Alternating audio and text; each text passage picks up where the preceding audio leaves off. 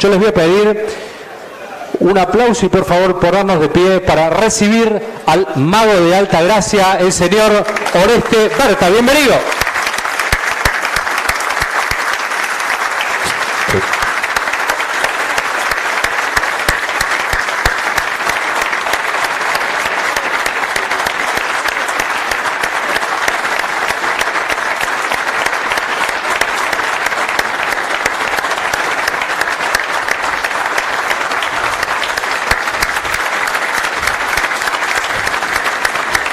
Grande, mago, ¿eh? Grande. Te invitamos a que tomes asiento. Bueno. Ahí está. Ahí puede ser. Sí, sí. Bueno, esto es lo que genera Oreste, ¿no? En cada paso que da. Yo lo decía esta mañana, Oreste, la emoción que me emocionaba en forma directa de ver a gente que realmente ha admirado tu obra. Y me sorprendían las edades. Porque hay pibes chicos, adolescentes y también gente grande. Has trascendido todas las barreras de edades, ¿no? Bienvenido a la ciudad, ante todo. Bueno, buenas tardes a todos. Realmente muy feliz de estar acá y realmente sorprendido por lo que me ha pasado hoy durante todo el día, las cosas que acá menciona. Nunca esperé un recibimiento de este tipo. Yo me he dedicado siempre al trabajo, metido en mis cosas y realmente prestando poca atención a lo que la gente piensa del trabajo que uno puede hacer. Así que cuando ocurre algo como lo que ocurrió hoy, realmente me llamó muchísimo la atención. Estoy sin duda muy feliz de estar acá. Está muy bueno. Tu historia viene de... Son muchísimos hermanos ustedes. Sos el noveno de 11, ¿no? Son... ¿Cuántos? Mis padres. Tus padres. Mi padre, sí. Bueno, y ahí empieza tu historia que te va vinculando de a poquito con la industria. Sí, el tema es así. Lo que yo he escrito, me gustaría comentarlo un poco de qué manera y por qué lo hice, ¿no? Hace unos 20 o 25 años posiblemente, un amigo a quien le debía varios favores me pidió que en su pueblo diera una charla. Y yo nunca había dado una charla en ningún lado. Generalmente siempre estuve bastante alejado del público.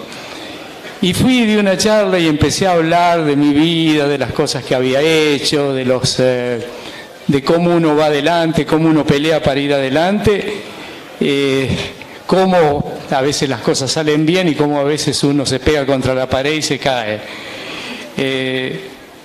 Que nada viene regalado, que todo es cuestión de darle para adelante, de trabajar, de mucho esfuerzo. En fin, una cantidad de cosas de este tipo. Y bueno, terminó la noche, para mí una cosa normal, había dicho lo que yo pensaba, pero nunca se me ocurrió lo que podía pasar después. Cuando cantidad de jóvenes me agradecían lo que había dicho y me decían que yo le había cambiado la manera de pensar, que las cosas no venían en la vida regalada, ni porque uno tuviera mucha suerte, ni se iba para adelante porque uno ponía esfuerzo, porque ponía pasión en hacer las cosas. Y después me llamaron algunos padres y me dijeron, dice Oreste, le agradecemos lo que usted ha hecho porque a nuestro hijo se le cambió la visión del futuro. Bueno, evidentemente al escuchar todas esas cosas es algo que uno dice, bueno, hice una cosa linda, hice algo que sirve. Y desde ese día lo repetí muchas veces. Y lo que he visto es una cosa. He dado charlas en colegios, en universidades, en teatros al público general, y siempre lo que yo he notado es cuánto se puede ayudar a los jóvenes, que es a donde yo apunto sobre todo, contándole así temas de la vida y temas de cómo uno hace para superarse y de que las paredes a todo el mundo se le presentan por adelante. No es el caso de que uno dice, yo paré porque me pegué contra la pared 3 veces y entonces no sigo adelante. No, pegó 3 veces, hay que pegarse la cuarta y darle, y es la manera en que salen las cosas.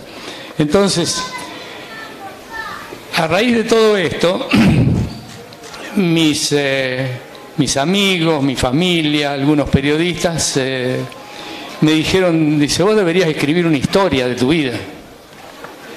Yo al principio realmente lo tomé más a la risa que a pensar en escribirla.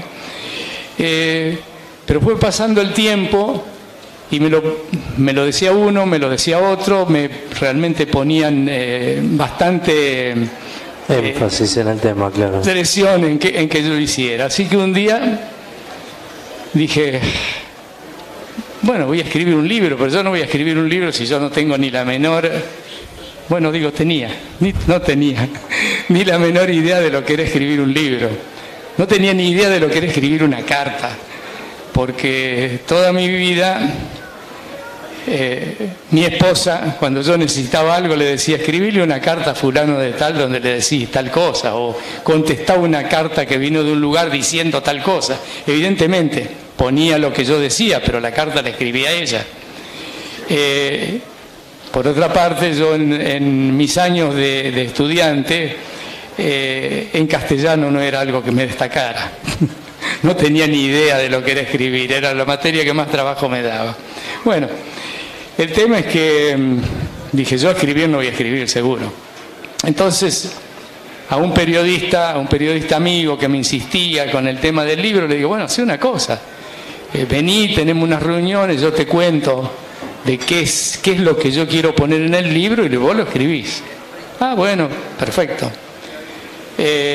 Vino este amigo a visitarme a mi casa con otro periodista, los dos habían escrito algunos libros, y yo les dije, bueno, yo quiero escribir un libro así, así, así, mi vida, no me interesan las carreras de auto, no me interesan los resultados, sino escribir mi vida y cómo yo hice para ir desde un punto hasta el otro, y apuntado a los jóvenes.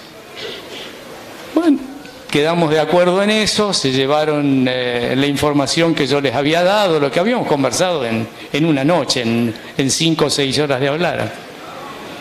Y cuando, pasado mes o mes y medio, me dice, bueno, tenemos una ya armado cómo sería el libro. Y me mandan un escrito de lo que era.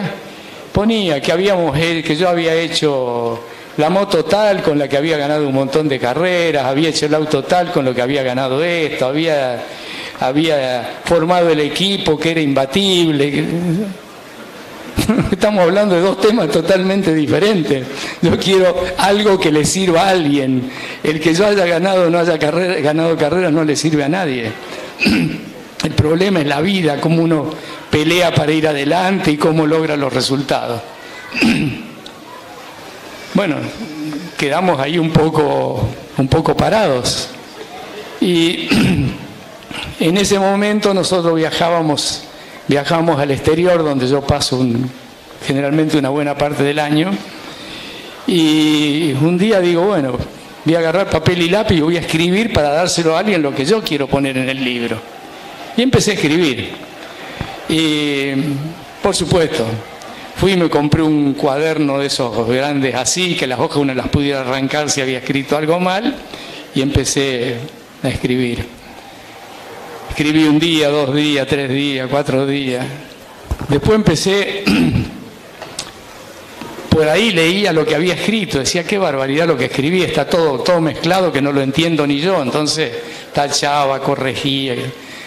Bueno, más o menos con eso iba adelante. Después voy otro poco más y me acuerdo de una cosa, mirando algo, digo, uy, acá me faltó una historia de lo que me había pasado acá adentro. Entonces venía, escribía en el margen, escribía entre medio de los reglones. A la semana el enredo que tenía era una cosa que no podía hacer. Digo, no, esto así no va. Y le comento a uno de mis hijos lo que estaba haciendo. Así no funciona. Y me dice, no, andate a tal lugar, estaba en Estados Unidos, andate a tal lugar, se venden unos grabadores que usan los periodistas, y son chiquitos así, son bárbaros, cuestan $100 en tal lugar. Bueno, anda y comprate el grabador. Voy y me compro el grabador. Y empiezo a hablar. Y me gusta caminar, me gusta ir a la playa. Caminaba y hablaba solo como un loco por la calle, contando mi historia, la historia de mi vida. Que yo a veces miraba si la gente me estaba observando, claro, qué cara ponían, y yo hablando solo. Bueno, 3, 4 días, yo ahora lo tengo.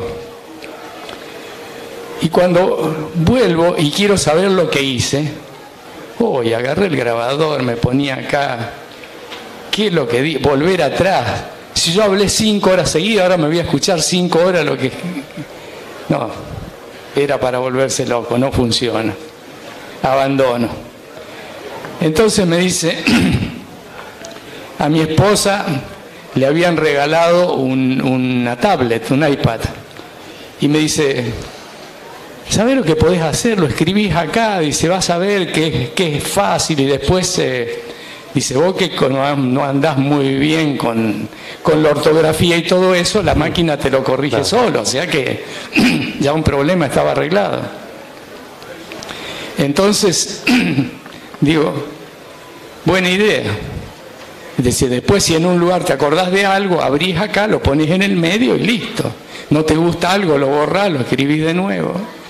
Interesante. Pero ahí me encontré con el siguiente problema. Yo en mi vida usé usted siempre las computadoras para hacer cálculos matemáticos, claro, los números, pero ¿dónde estaban las letras? Escribí 2 cosas en mi vida, así que estaba buscando dónde había cada cosa. Realmente para escribir una página estaba 15 minutos, ¿no? Y de nuevo la desesperación. ¿Pero qué pasó? Que pasaron unos días y me empecé a acostumbrar, empecé a encontrar las letras, empecé a escribir y me empezó a divertir lo que estaba haciendo. Y me empecé a acordar de diferentes cosas que a mí me habían pasado en mi vida. Y entonces me empezó a agarrar como el ataque de escribir. Y escribía, entonces ya el día... Primero escribir 1 hora quedaba mareado, después escribía 4 horas, después escribía 6 horas, después me despertaba a la noche porque me había acordado de algo y me ponía a escribir ahí, no paraba más de escribir. Y decía, cuando en algún momento tenga una parte de esto, voy a buscar a alguien que diga a ver qué le parece lo que yo escribí, porque yo no tenía idea si lo que yo estaba escribiendo era algo que a la gente le podía interesar de la manera en que estaba escrito, o si estaba inentendible, digamos. Y bueno, en estas conversaciones matrimoniales, un día le digo a mi señora, le digo, ¿por qué no lees lo que yo escribí a ver qué te parece? Y bueno, leyó, le había dado no sé, 20 o 30 o 40 páginas y me dice, ¿sabe una cosa? Dice que está lindo. Dice, me gustó mucho cómo lo escribiste. Dice, excepto que no tenés idea dónde va un punto, una coma, dónde va punto y aparte. Dice, lo demás está muy lindo. Dice, yo te voy a enseñar un poco cómo es eso. Entonces me agarró en rojo, para que lo viera bien, me marcaba los errores que yo hacía. Seguí escribiendo. Pasaron unos días y una tarde estaba con un amigo y me dice, ¿y cómo estás? ¿Estás escribiendo? Sí, le digo, estoy escribiendo. Le digo, ya escribí un pedazo. Cuando ella me dijo que estaba muy lindo, yo digo, claro, ¿qué me va a decir mi mujer a mí? Va a quedar bien y me va a decir que está bien, que está lindo, ¿no es cierto? Aunque no es de decir las cosas al revés. Cuando no le gusta algo me lo dice. El tema es que estaba con este amigo, empezamos a hablar del libro y me dice, uy, dice, a mí me gustaría leer, dice, a mí me gusta el automovilismo, dice, me gustaría leer lo que escribiste.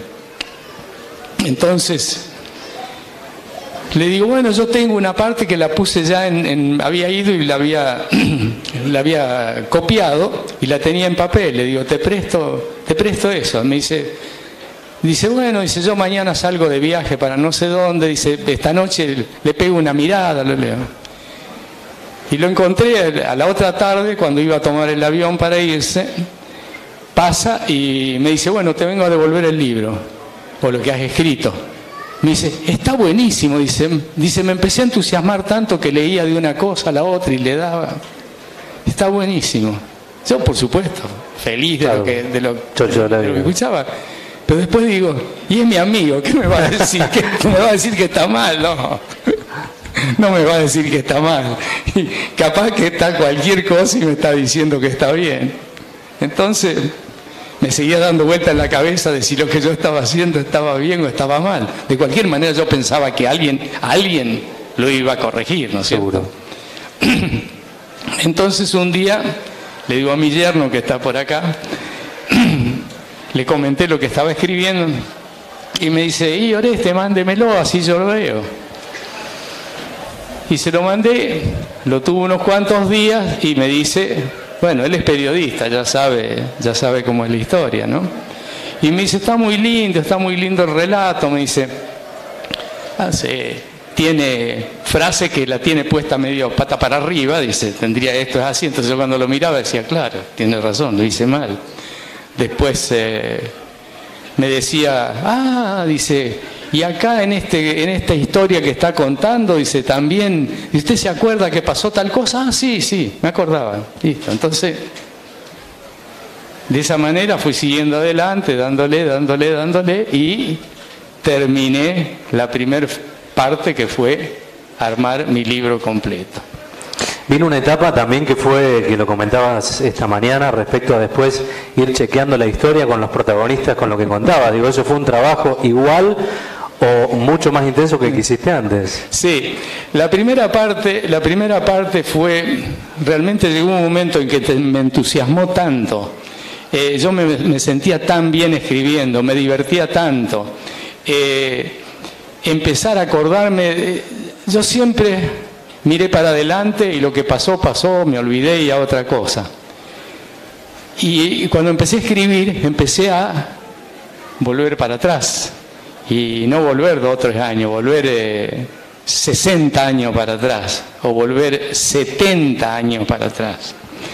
Y empecé a acordarme de los amigos, de los compañeros de colegio, de cosas así. Realmente fue muy gratificante. Y mientras recorría todo el pasado de mi vida, realmente gozaba de lo que estaba haciendo. Así que, digamos, toda esa parte fue fantástica. Pero cuando la termino, conozco a un señor con quien hicimos una película sobre el Torino que se hizo y donde yo colaboré en algo. Y entonces hay una anécdota acá interesante, que es cuando él hacía la película del Torino, comentamos algo de lo que había pasado en Nürburgring. Y me preguntó a mí, y yo le digo, sí, esto pasó, fue así. Y cuando pone la película, no pone, ni siquiera menciona el tema ese. Y me llamó la atención y le digo, Adrián, qué raro eso, que fue un punto interesante. Y me dice, sí, dice, ¿sabés, Oreste, por qué no lo puse? Porque vos me contaste una historia, fulano de tal me contó otra historia y el otro me contó otra historia, y las tres historias son diferentes. Dice, yo no sé si una de las tres historias es la verídica, o si ninguno es la verídica, si todos están inventando. Y yo le digo, pero convencido, le digo, pero Adrián, yo tengo muy buena memoria, me acuerdo de los detalles, de cómo pasó todo eso, de cada uno de los detalles. Sí, yo estoy de acuerdo con vos, pero el otro también se acuerda de lo mismo. Entonces, ¿cómo era el asunto? Y me dice, le digo, pero ¿cómo uno se puede equivocar? Yo no me puedo equivocar.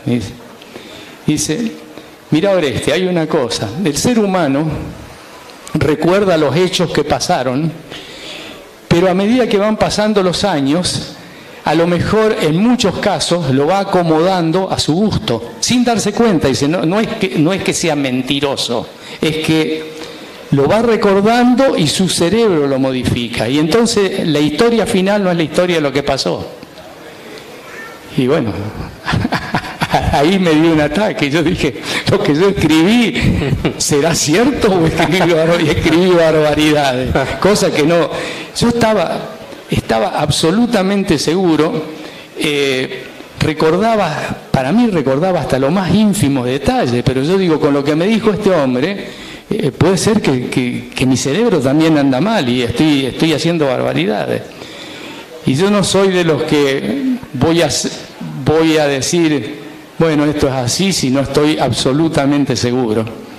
Así que vino la segunda y más hermosa parte de mi libro. Con cada persona que yo menciono en el libro, que cuento una historia,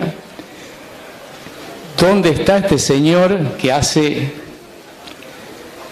50 años que no lo veo, 60 años que no lo veo, 35 años que no lo veo?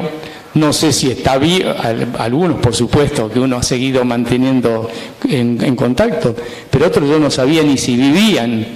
Así que fueron 6 o 8 meses buscando cada uno de los personajes, llamándolo. Y enseguida, como respecto a esto de que la cabeza cambia, entonces yo digo, si yo le cuento lo que yo hice, a lo mejor el hombre me dice, sí, pasó así. Pero yo digo, yo quiero escuchar lo que él se acuerda. Entonces llamaba, le preguntaba a uno, ¿te acordás que una vez pasó tal y tal cosa? Ah, sí, me acuerdo. ¿Y qué te acordás? Y él me la contaba. Cuando me la contaba, yo agarraba y le decía, bueno, yo ahora te paso, hablando por teléfono, yo ahora te paso un mail con lo que yo escribí y vos me decís si estás de acuerdo. Entonces ya éramos dos que estábamos de acuerdo, perfecto, historia comprobada. Y así fui pasando una y otra, hasta que llegué al final. En alguna hablo con alguien y le digo y me sale contando una historia toda diferente. Entonces yo, ¿es o no es? Entonces, a ver qué otro estuvo involucrado en esto. Buscaba a otro que había estado involucrado en eso, el otro me contaba la misma historia que yo, tengo razón. Y bueno, descubrí que la memoria mía es bastante buena. No coincide solamente con la de un gran amigo de esos años, alguna parte, pero no tiene importancia. Yo le digo a él, vos tenés la tuya, yo tengo la mía, pero lo que pasa es que los demás involucrados en la historia dicen claro, que es lo que yo escribí. Pero digamos, fue algo realmente muy lindo, una experiencia que una vez que terminé de hacer mi libro, lamentaba no poder seguir, no tener más historias para ir adelante. ¿Qué repercusiones tuviste con la gente a partir de la edición de ese libro? Te encontraste, me imagino, con un montón de historias, ¿no? Fantástica. He recibido notas, llamadas de todo el mundo. Y lo que más me gustó es que mucha gente me dice, leemos el libro y te vemos a vos, te estamos escuchando a vos. Entonces digo, bueno, logré, o sea, hay gente que es de una manera y cuando se expresa en otra, se expresa ante el público y se expresa de otra manera. Yo creo que soy siempre exactamente el mismo, si estoy hablando con el mejor de mis amigos o con alguien que no conozco. Y haber escrito un libro y que digan, en el libro te vemos hablando a vos, te escuchamos hablando a vos, sos, con las cosas buenas y las cosas malas, sos el que está en el libro, sos vos. Entonces, Eso es lo más importante, haber trasladado. Tu libro tiene, yo me lo devoré en 10, 12 días, es un libro de casi 400 páginas, 300 y pico, 360, 357. Y es apasionante porque, bueno, cuenta la historia en primera persona, ¿no? El proceso de selección respecto a la historia. Arrancás con tu etapa en Ica. ¿Qué significó Ica en tu vida, Oreste? En mi vida cada una de las etapas estas han sido realmente fantásticas porque me han dejado totalmente marcado. Arranco con algo anterior a eso. Arranco cuando tenía, no sé, 12 o 13 años y estaba en y quería armarme una bicicleta para correr y iba a la bicicletería del barrio que me daba permiso el señor bicicletero para que yo trabajara ahí. Y tuve la suerte de que este hombre me enseñara tanto, no tanto desde el punto de vista de manejar mis manos para trabajar, como desde el punto de vista de ser humano. Cómo me enseñó qué era una buena persona, qué era una mala persona, qué estaba bien hecho, qué estaba mal hecho. Como yo cuento en mi libro, hasta me daba consejos para cuando yo empezaba a tener las novias por ahí. Y todo hecho perfecto. Entonces yo dije, bueno, la suerte que yo he tenido de conocer un tipo así, que en los primeros años de mi vida me guió de esa manera. Después de eso fue Ica. Bueno, después de eso hice algunas otras cosas, pero sin tanta importancia. Y digamos, después fue Ica. Y Ica fue una escuela tremenda por cómo funcionaba esa fábrica. Yo creo que eso fue único en la historia del país, no se va a volver a repetir una cosa así. Donde una tremenda compañía, cada vez más grande, más grande, más grande, más grande, y trabajaban para el país. O sea, era como que el objetivo fundamental de ellos era hacer algo que le sirviera a la Argentina. Una cosa que uno dice hoy en día, no, cada uno mira cómo le va su bolsillo, cómo le va al país o cómo le va a los demás, veremos. Entonces yo ahí aprendí muchísimas cosas, pero digamos, una de las lecciones principales fue esta. Yo trabajé con ellos primero en los Estados Unidos. Estuvimos un año y algo como de aprendiz en Estados Unidos, donde me destaqué en 2 o 3 cosas que hice. Vine muy bien conceptuado de vuelta a la Argentina, o me trajeron de vuelta a la Argentina, porque yo ni sabía, pensaba quedarme a vivir un tiempo más, pero me dijeron, tiene que volver. Y cuando volví, como yo me había destacado en la fábrica de engranajes y de cosas relacionadas con los engranajes más grande del mundo, Ica estaba por hacer en la Argentina su fábrica de engranajes. Y entonces cuando yo llego y me presento para ver qué era lo que tenía que hacer acá, me ofrecen ser, con 24 años, me ofrecen ser el director de ingeniería de la fábrica. Evidentemente con un sueldo más o menos de acá hasta el techo.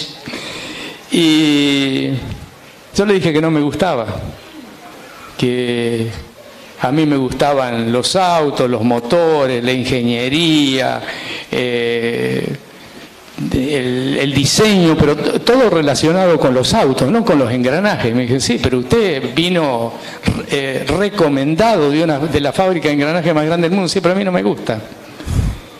Y esto fue una larga discusión y una larga pelea, que terminó en que un día, ya cuando se enojaron, me dijeron, o usted es esto y gana esto, o usted va al último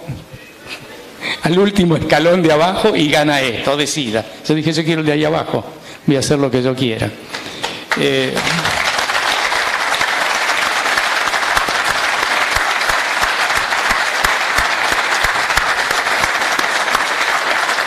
Gracias. Y yo creo que en la vida, digamos, los que hemos logrado cosas, todos los que logran grandes cosas en su vida, las logran porque hace lo que tienen pasión por hacer. El que hace algo solamente por el dinero, por lo que va a ganar, y ese va a ser siempre un mediano, un poco mejor, un poco peor, pero en un nivel acá. El que pone toda la pasión para hacer algo, que es su vida, lo que uno está haciendo, ese pasa las barreras, pasa las paredes, salta cualquier cosa y logra sus objetivos. Y es una de las cosas que yo siempre he querido inculcar en los jóvenes. Hay otros que ganan mucho dinero y se convierten en grandes. ¿Pero por qué? Porque esos tienen pasión por el dinero. Claro. Esos son los que tienen pasión por el dinero. Entonces, o sea, son todos temas de pasión, ¿no es cierto? Oreste viene allá por el 67, siguiendo un poco la historia del libro, el vínculo con Fangio, tu destino europeo, el Torino, digo, son cuestiones que significaron mucho, ¿no?, en tu vida. El haber conocido a Juan Manuel Fangio fue para mí, digamos, fue un maestro de vida. Fue un segundo padre. Tuve 2 o 3 que fueron segundos padres, desde el bicicletero a Fangio, los Peralta Ramos, hubo mucha gente que me ayudó muchísimo, ¿no? Pero yo viví, no sé, 5, 6 o 7, 8 años al lado de Fangio, viviendo como padre e hijo, con una relación tan íntima, y este hombre tenía pasión por ayudarme a mí, porque la verdad que los dolores de cabeza que yo le daba, desde el punto de vista no de hacerle cosas mal hechas, pero de decirle, uy, me gustaría hacer tal cosa, quiero hacer esto, tengo que llegar a tal lugar, y él agarraba y me decía, bueno, hermano, vamos a hacer eso, y se mataba ayudándome, o sea, ponía una dedicación para ayudarme a mí, que yo pudiera llegar a donde yo quería ir, que una cosa que yo me pongo a pensar muchas veces y digo, ¿cómo este hombre hacía todo esto? Pero me ayudaba, me abría puertas, me daba consejos. Además, yo siempre digo que Juan fue el mejor piloto de la historia, posiblemente. A lo mejor fue Ayrton Senna o a lo mejor fue otro, no lo sé. Pero fue un gran piloto.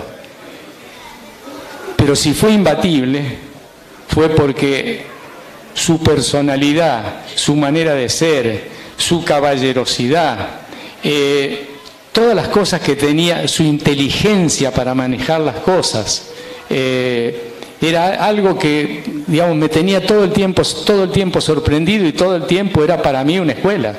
Yo iba aprendiendo esto, iba aprendiendo lo otro, iba aprendiendo lo otro. Entonces, yo digo, los años que yo pasé con Juan Manuel Fangio fueron algo fantásticos, y la ayuda de él fue realmente invalorable.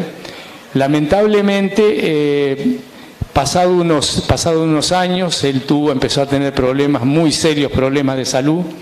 Yo estaba en una etapa de muy serios problemas económicos, y entonces, digamos, él estaba en Buenos Aires o en Balcarce, y yo estaba en Córdoba, y ya la comunicación no era la comunicación de antes. Cuando yo no pasaba semana, si pasaba mucho era 15 días que no fuera a Buenos Aires a visitarlo, y a horas y horas y horas de charla, ¿no? Pero bueno, fue mi maestro. En el proceso de desarrollo viene también la Libre 2. En tu historia automovilística significó mucho, ¿no? Digamos que a veces a mí me preguntan, ¿y cuál es la obra de tu vida? Y no sé, Cuando yo estuve en Ica, apunté a un lugar, fui a ese lugar y feliz y bueno, realmente los resultados que tuve. Eso cuando estuve ahí. Cuando fuimos a Nürburgring, y bueno, fantástico lo de Nürburgring, todo perfecto, sí, hice lo que tenía que hacer, tengo muy buenos recuerdos, pero bueno, ahí termina la historia. Cuando después de Nürburgring hice el Wertel R, bueno, mi sueño de hacer un auto sport y ganarle a los mejores del mundo. Hice el auto, en su momento logramos tremendos resultados. Llegué a ser una personalidad en el mundo del deporte motor. Tanto como son las cosas buenas, son las cosas malas. Porque si un año, a raíz de todo lo que había hecho, yo era Gardel, al año siguiente era un imbécil que no sabía hacer las cosas, porque al año siguiente no me salieron las cosas como ese año. Entonces uno va para arriba, se pega contra una pared, se cae, sale como puede. Hay mucha gente que cree que toda la vida fue feliz y sin problemas, y no, la vida es así. El tema es saber hacia dónde uno apunta, tratar de llegar. Cuando a uno las cosas le salen mal, cuando uno se golpea, recuperarse, ir adelante, y tratar de no, aunque uno evidentemente hace errores en la vida, tratar de que esos errores no sean hechos de mala fe. O sea, no haber hecho un error tratando de embromar a alguien, sino equivocaciones que uno a veces hace. Pero una cosa es cómo uno lo ven de adentro y otra cosa es cómo uno sabe qué es y cómo saben los que están alrededor de uno, y otra cosa es cómo lo ven a uno de afuera, qué dicen los periodistas, qué historias se inventan a veces que no tienen ni pie ni cabeza. Y bueno, el tema es que voy para allá, le doy para adelante y hago lo que puedo para ir ahí, ¿no? Ahora en la retina de los fanáticos, Nürburgring en el 69, acá está el Torino 3, ha marcado un hecho trascendente, por ahí viviéndolo desde adentro. En la Argentina. En la Argentina. Sí. Te pasa que te lo recuerdan constantemente, me imagino, ¿no? Sí, pero por ejemplo, las cosas que yo he hecho a nivel internacional han tenido mucho más, para mí, mucho más significativo, y para la gente, que lo que he hecho en la Argentina. Que en un momento haya tratado y estuve pegándole un susto a los mejores equipos de competición del mundo, digamos, eso me ha puesto en una posición en el mundo que ha sido interesante, que ha sido reconocido. En vez, acá en la Argentina, cuando algo me salió mal a mí, enseguida me dieron por la cabeza. Entonces, uno era muy bueno, al otro día no servía para nada. Y en vez, en Europa, la repercusión era totalmente diferente. Y me decían, pero tendría que ser un milagro como para que a vos te salga una y te salga la otra y te salga la otra. Cuando una fábrica como Ferrari o Alfa Romeo, que sé yo qué, van y 3 años van bien y 2 años van mal. Y si vos querés que te salga todo bien a vos. Pero bueno, una cosa es cómo lo entiende el que conoce los temas, y otro cómo lo ve el público. Y yo digo, vuelvo a ponerme con los periodistas, y cómo lo ven los periodistas, ¿no es cierto? Sí, porque forma opinión. Porque las historias se cambian mucho. Yo tengo algunas historias que son que son risueñas, algunas me pasaron cuando estaba escribiendo el libro. Resulta que también mi yerno un día me trae una pila de revistas así y empiezo a hojear las revistas y veo un gráfico donde yo salgo a probar el Vertel R, era la primera prueba que se hacía en pista con el Vertel R, y salgo, doy 3 o 4 vueltas y me pego una piña que el auto lo volé en pedazos, ¿no? Y sale una nota en el gráfico, que justamente me la trajeron, y donde yo me bajo del auto y digo que, bueno, no sé, me equivoqué y me fui a ver y lo rompí, y bueno, ya veremos cómo salimos. Y yo leía el gráfico y yo digo, no, si a mí se me desarmó el auto. Y miro la nota escrita por Héctor Acosta, pero Héctor Acosta venía siempre a mi taller, sabe todo. ¿Cómo va a escribir que se me desarmó que yo me pegué si el auto se me desarmó? Y me daba vuelta en la cabeza y me encuentro con uno de mis empleados de ese tiempo.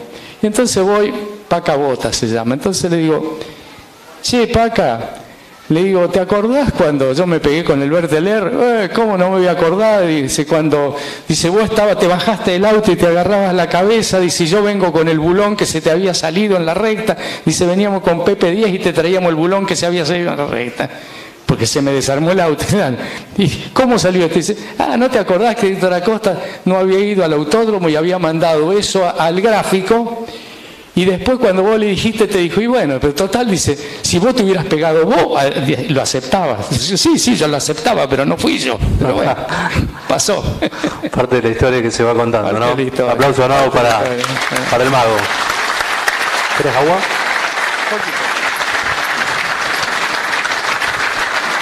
Dentro de la historia también de lo que lo que admiro, Oreste, tuyo, es tu fortaleza mental, porque lo que cuenta Oreste pasaba constantemente, digo, desarmarse proyectos teniendo a punto de arrancar temporadas, de desarmarse al minuto, al segundo, volver a fortalecerse. Eso lo has ido entrenando con el tiempo y es parte tuyo, ¿no? Digamos, uno tiene que estar preparado para lo que puede pasar. Y lamentablemente muchas veces que uno está feliz con lo que hizo cuando lo terminó y uno se pasea alrededor de su obra y uno admira su propia obra, y a lo mejor 15 días después termina en un desastre que uno hizo así, y levantar el ánimo después de esas cosas es difícil. Yo lo he dicho muchas veces, si yo no hubiera tenido la familia que tengo, mi mujer y mis hijos, que cuando se me venía el mundo abajo, que no podía más, llegaba a casa y me decían, bueno, no te preocupes, esperá, descansá, qué sé yo, que de alguna manera vas a salir de esto. No sé si hubiera logrado las cosas que he logrado. ¿Qué situaciones recordás que te impactaron más, que te golpearon más? No sé, muchas cosas. Cuando uno terminó un trabajo y el trabajo salió perfecto y al día siguiente le dicen, bueno, nosotros no trabajamos más con usted. ¿Por qué? Porque pasó algún tema ahí que le convino, sobre todo cuando uno trabaja con las grandes empresas. Las grandes empresas hacen planes por años. Dice, bueno, de acá hasta acá vamos a hacer este proyecto. Entonces uno firma un contrato para trabajar durante 1 año, 2 años, 3 años, lo que sea. Y uno vio que todo eso salió perfecto. Entonces sabe que el 4.º año es renovación automática, no va a tener ningún problema. Y resulta que el día antes de que se termine todo, vienen y le dicen, señor, me dan la mano, me agradecen todo lo que hice y dice, la empresa ha decidido que no trabaja más, su contrato termina mañana y le venimos a avisar que la empresa no trabaja más con usted. Y uno no lo está esperando. Uno dice, todo lo que hice, todo salió perfecto, nunca nadie me dijo nada, solo recibí felicitaciones y de la noche a la mañana me dicen basta. Pero las grandes empresas son así, cambian su política. Hubo una reunión donde decidieron que las cosas cambiaban para otro lado y cambiaron. Y si uno no es capaz de aceptar esas cosas... yo tengo un amigo que ha estado en el automovilismo también con sus problemas y que chocó varias veces. Me dice, no, dice, yo total, a mí cada vez que me hacían alguna cosa de esa yo le hacía un juicio a la empresa. ¿Y qué ganaste? ¿Y qué ganaste con eso? ¿Ganaste algo? ¿Cobraste unos pesos? ¿Y después qué? Con esos nunca más. Yo trabajé con Renault, me separé de Renault, volví a trabajar con Renault, me volví a separar de Renault, volví a trabajar de Renault, y cada vez que me llamaron, entonces me ofrecían algo mejor que la vez anterior. Claro.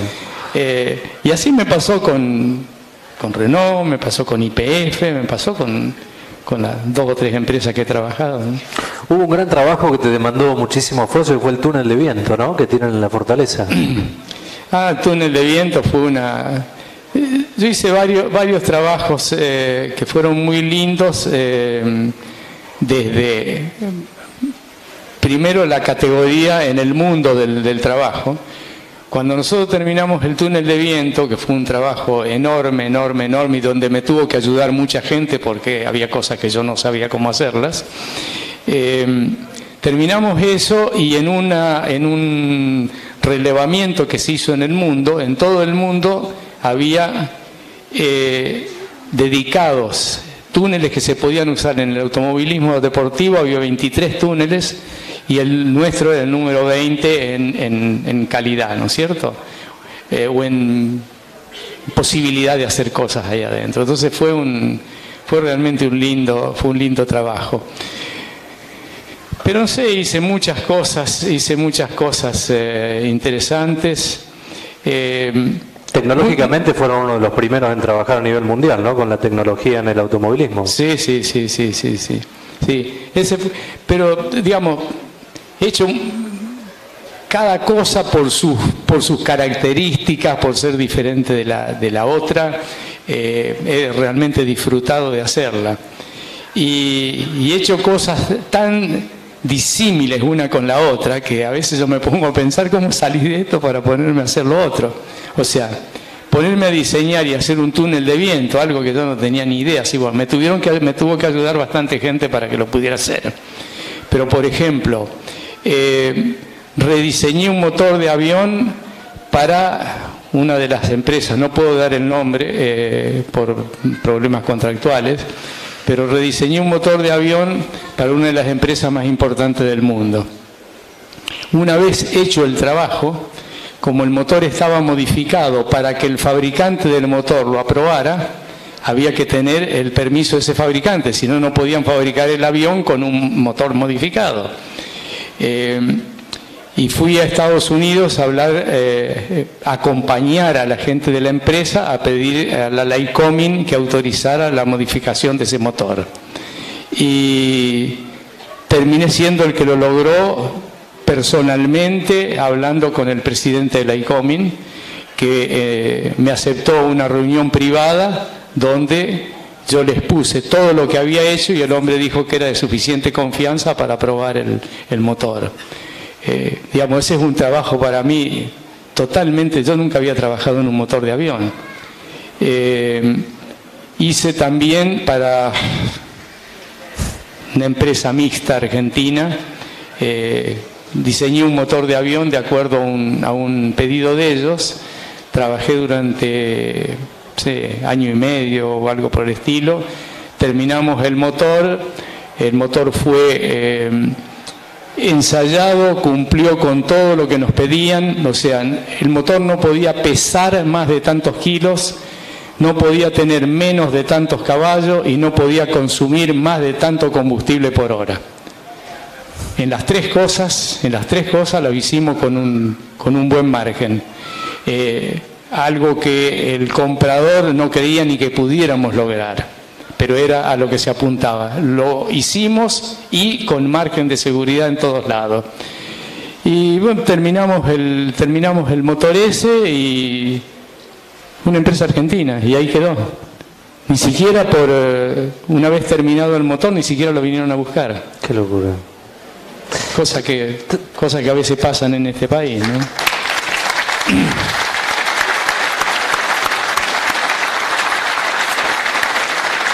Hay una parte del libro que cuenta que también diseñaste un camión, ¿no? Y hay una historia que el comprador cuando lo fue a buscar se lo llevó antes de tiempo y vos no pudiste testearlo. Digo, no tuviste el tiempo. No entendí lo que dijiste. Un camión. Un camión. Sí. Y cuenta la historia que se lo llevan antes de tiempo, vos no habías hecho todo el trabajo final y después encontraste a un trabajador del volante. Pero de cualquier manera, sí, un día vino un señor, un italiano, y me dijo de que quería que le diseñara un camión.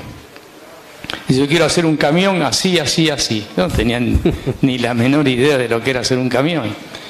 Entonces nos pusimos y empezamos y además lo quería para, no me acuerdo, dentro de 3 meses, digamos. El camión tenía que ser un camión que cargara, creo que eran 3.500 kilos. 3.500 o 4.500, una cosa así. Tenía que poder viajar a 120 kilómetros por hora. Tenía que ser cómodo para manejarlo como un auto. Esas eran las cosas que este señor quería. Y quería que caminara a 120 kilómetros por hora y que frenara como frena un auto, en el espacio que frena el mejor de los autos. Y empezamos a trabajar en el camión y lo hicimos. Le hicimos la demostración de que el camión hacía las cosas que nos habían pedido, y en el momento que le hago la presentación del camión me dice, bueno, macanudo, al pelo me lo llevo. Le digo, sí, pero escúcheme una cosa, lo pusimos en marcha hace 3 días, cumple, las pruebas que hicimos cumplen con lo que usted pide, pero hay que ensayarlo, hay que probar todo. No, me lo llevo y lo hago. Y se lo llevó. Renegaron un poco para empezar a hacerlo, finalmente lograron poner todo en condiciones, lo empezaron a fabricar en Paraná, la empresa Feresa. El camión se llamaba Feresa AV120, porque era una AV120, porque era un avión que iba a 120 kilómetros por hora. Esa era la idea de este señor. Y lamentablemente para ellos, cuando empezaron a fabricar el camión, y con algunos pequeños problemas, creo que no tuvieron muchos problemas para arrancar, cambió el sistema de importación de los camiones en la Argentina, le abrieron la importación de los camiones chinos y en unos meses lo destruyeron. Pero realmente era un proyecto muy lindo, muy interesante. ¿Y te quedaste tranquilo cuando un trabajador lo encontraste en la calle? No sé si vos o alguien. Ah, sí, eso es bueno. Sí. Me había olvidado de eso. Y un día, habían pasado una pila de años, y un día veo en una calle parado un camión de esto, porque claro, habían hecho, no sé si 200 camiones o algo por el estilo. Y no veía camiones de esto por la calle nunca, y habían pasado una pila de años. Un día veo un camión parado entonces paro con el auto, voy, y estaba el chofer del camión, y le digo, el camión le digo, ¿y quién? Dice, no sabe lo que es este camión es una maravilla, este camión este camión lo otro. Me contó toda la historia, ¿no? Te quedaste tranquilo. Muy bueno.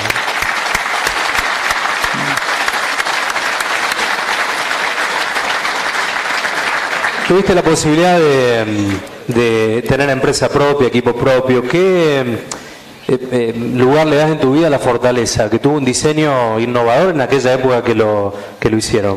Sí, pero yo no tengo nada que ver en el diseño. Consultado con el... Sí, yo quería hacer un galpón nomás, con eso me conformaba, pero...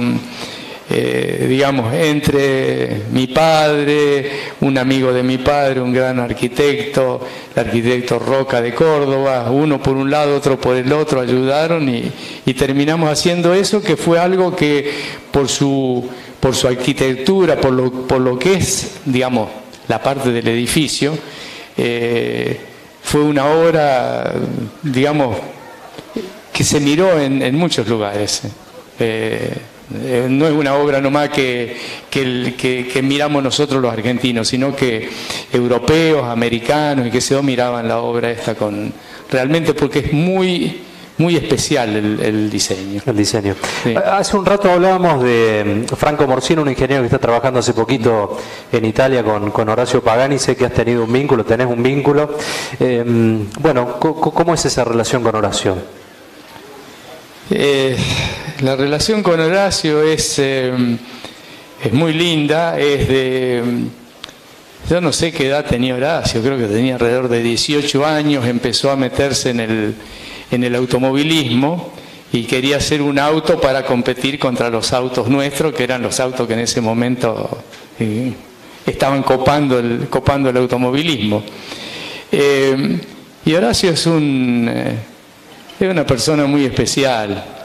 Y entonces me venía a visitar y me venía a preguntar cómo era esto, cómo había hecho lo otro. Y nos empezamos a hacer amigos. Bueno, él hizo su auto, quiso competir con nosotros. Bueno, evidentemente no tenía ni el apoyo económico. Nosotros teníamos las empresas atrás nuestro, porque por un lado teníamos Renault, por el otro lado teníamos Chrysler, por el otro lado teníamos Fiat. Cada uno tenía un apoyo para los diferentes equipos que corrían con nosotros. Evidentemente para él era casi un imposible poder correr. Pero fuimos haciendo una amistad cada vez mejor. En un momento él empezó a hacer algunos trabajos con que se ganaba la vida en Casilda, y yo le di una mano para hacer algo. O sea, digamos, la amistad fue creciendo. Y un día me vino a ver y me dice: Oreste, yo quiero ir a trabajar a Europa. Dice, yo quiero ir a trabajar a Europa porque mi futuro está en Europa. Gran soñador, ¿no? Y dice, abrime las puertas en Europa. Él sabía que yo conocía gente de las diferentes de los que habían competido en contra nuestro y que me tenían aprecio. Y digo, bueno, después pensé, digo, no, voy a hacer una cosa. Le digo, lo llamo a Fangio y le digo a Juan, Juan, dale una mano a este chico que se lo merece. Y lo fui a ver a Juan y le digo, y no me voy a olvidar nunca, me dijo, decime una cosa, ¿y el chico este es de tu confianza? Y le digo, sí, Juan, es de mi confianza. Bueno, entonces decirle que me venga a ver. Lo llamé a Horacio, se fue a Buenos Aires, lo conoció a Fangio, empezó a haber una amistad entre ellos, le abrió las puertas en Italia y arrancó a trabajar en Italia. Bueno, hizo así, nunca paró. Yo tengo una gran admiración por él tiene una gran admiración por mí. O sea, las admiraciones son de diferentes modelos.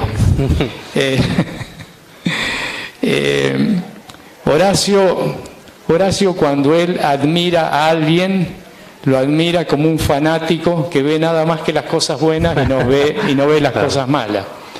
Entonces él en el mundo tiene dos personas que son Leonardo da Vinci y Oreste Berta. Los que hicieron todo perfecto en su vida, nunca se equivocaron en nada. Sí, pero no es así.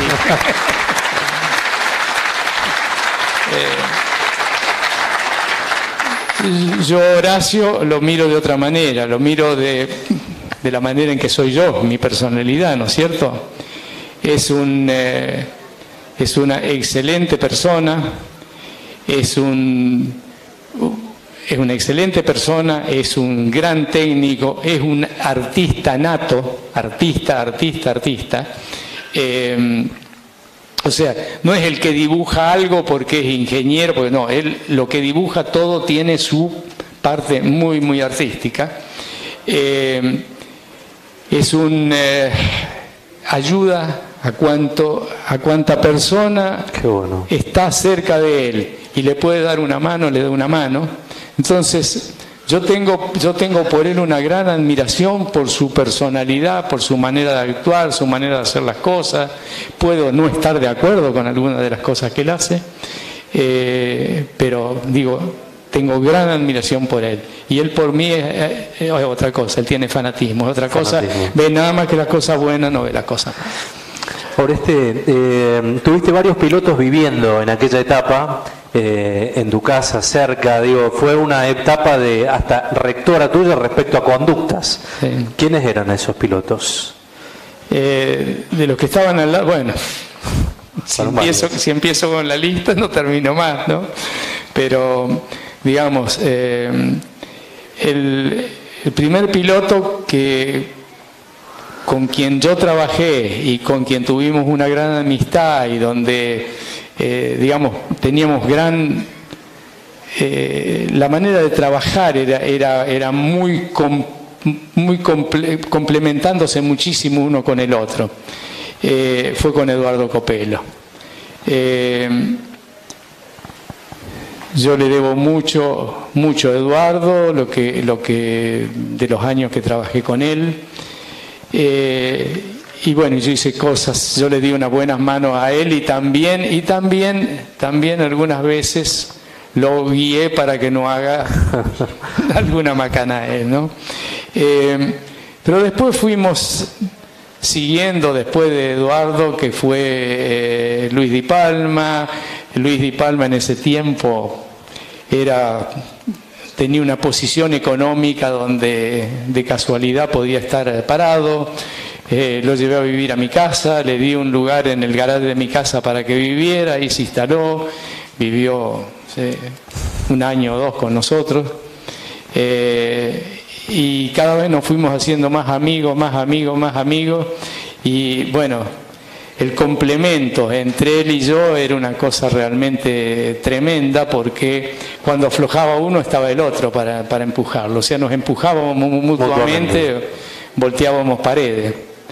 Pero bueno, así seguimos bastante tiempo, bueno, hasta más o menos el tiempo de Agustín, cuando estábamos con Agustín haciendo el Fórmula 2. Pero después llegó un momento donde empecé a ver digamos, las cosas que chocan entre lo que el piloto tiene que hacer y lo que es su vida y la de el que está del otro lado, ¿no es cierto?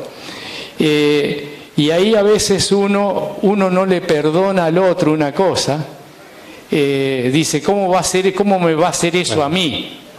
Yo puedo decir, ¿cómo él me hizo eso a mí? Y él dice, ¿cómo Oreste me hizo eso a mí? Porque hay ciertas cosas que uno a veces no las entiende, que esto es de él y esto es mío, y cuesta separarlo. Entonces en un momento yo dije, bueno, voy a separar un poco mi vida de vivir así tan junto con los pilotos y hacer una vida que cada uno con lo suyo, manteniendo una perfecta relación, pero ya a medida que el automovilismo se fue profesionalizando, la relación se tiene que hacer también de tipo profesional. El vínculo con Heriberto Pronello lo nombras bastante en tu libro. Bueno, con Heriberto empezamos en la universidad juntos. Hicimos varias cosas juntos, hicimos unos cuantos trabajos. Lamentablemente yo he tenido una amistad muy grande con él. He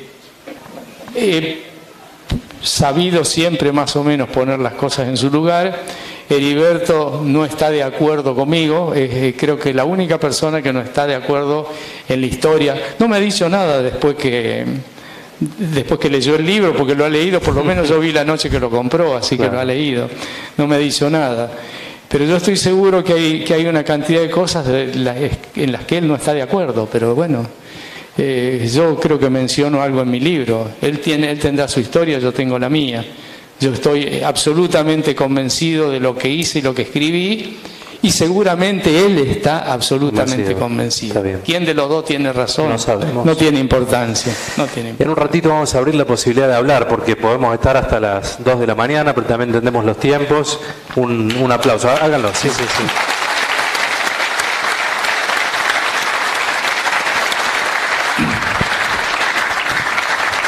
Antes de abrirle el panel a las preguntas, porque como lo decíamos cuando comenzamos, me tienen que dar una mano, ustedes tienen muchas historias que seguramente en esta etapa no contamos, pero me gustaría, Oreste, que cierres con una... Vos mencionas la familia, ¿no?, como un eje fundamental y que ha sido tu pilar para poder seguir adelante. ¿Qué ha significado Liliana para vos? Le vamos a brindar un aplauso a la esposa de Oreste que está acá, ¿eh? 60 años cumplen este año de un matrimonio excelente. Bueno, ¿qué ha significado ella para vos? Y el tema es así. Yo creo que sin ella no hubiera hecho las cosas que hice. Es muy posible que alguna vez hubiera abandonado alguno de los proyectos, ¿no? O sea, cuando uno está pasado de vuelta, superado por los problemas, cuando uno abandona la familia porque los problemas lo absorben y uno termina dejando a un lado a la familia, es más importante para uno, no digo que esté bien, está mal, pero es más importante para uno terminar algo de lo que está haciendo, y entonces deja a la familia un poco a un lado, y que cuando todo eso se cae, esté la familia por atrás apoyándolo a uno, es algo que realmente uno tiene que tenerlo muy, muy, muy en cuenta, y decir, no es algo común tampoco, no es algo común. Yo veo otros matrimonios donde cuando a uno no le gustó lo que hizo el otro, se terminó, se dicen unas palabritas y cada uno por su lado. Digo, a mí mi familia me ha ayudado muchísimo.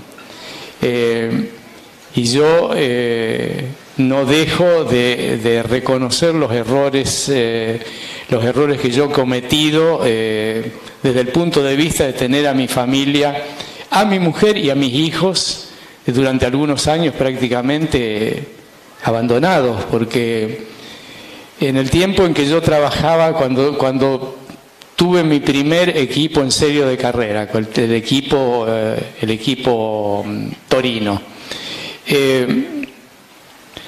para llevar eso adelante, las cosas a mí me superaban y yo no me quería dejar superar, y entonces yo creo que hasta estaba un poco loco las cosas que hacía, ¿no? Como yo te contaba ayer, empecé a armar un equipo dentro de un lugar donde no había ningún equipo, donde no había gente, iba buscando a la gente, iba armando, y yo era el que le enseñaba a todos qué era lo que quería que hicieran, cómo hacerlo, yo los guiaba, yo los dirigía en todo. Y primero tenía un turno, no sé, 8 personas, 8 horas por día. Después ya no podía más, entonces el jefe me dice, bueno, Oreste, te conseguimos unas personas más, pero no pueden ser de ese turno porque no tenemos de dónde sacar de otro turno. Bueno, al pelo, entonces trabajamos 8 horas con esta, 8 horas con los otros, 16. Pero después llegó un momento que con las 16 no nos alcanzaba, entonces, bueno, te damos, pero estos son del turno que trabajan a la madrugada, y te sirven, y sí, me sirven lo mismo, dámelo. Entonces tenía 3 turnos. Y yo me acomodaba y me pasaba normalmente, por decir, 15 horas por día en la fábrica, 20 horas por día en la fábrica, manejando los turnos como podía, por un lado por el otro. Pero cuando las papas quemaban,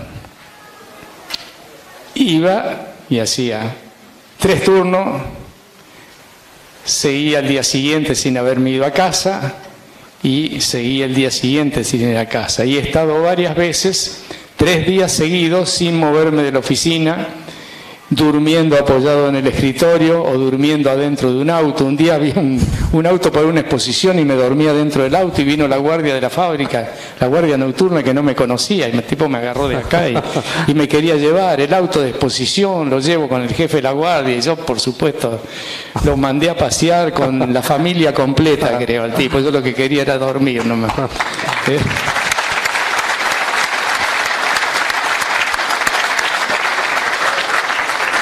Antes que me olvide, te mando un gran saludo afectuoso, el flaco Traverso. Sí. Te termino contando una cosita de esto nomás.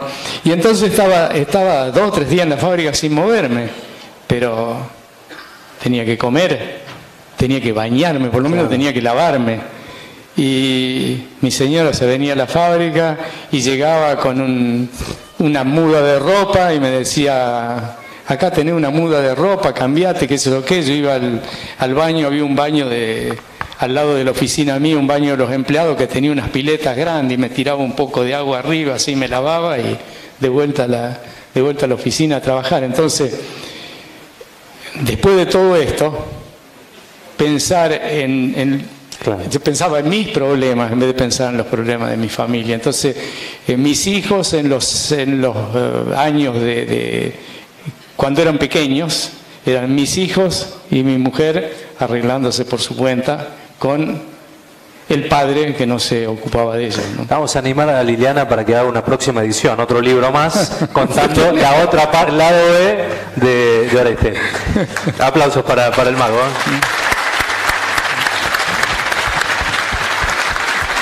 Esto solo para cerrar. El flaco Traverso, sé que no se pudieron cruzar, ¿no? Pero te mando un gran saludo afectuoso, hace mucho que no te ve. Y bueno, me ha contado historias también, no sé si nos da el tiempo, pero has tenido un vínculo bárbaro con el flaco durante un par de años. Sí, así es. Perfecto. Bueno, tenemos la posibilidad de que se animen a preguntarle... Bichín, tenías una linda historia ahí, lo podemos hacer ahora, ¿eh? No hay problema. ¿Quién tiene el micrófono? Ahí está. Podemos arrancar con él.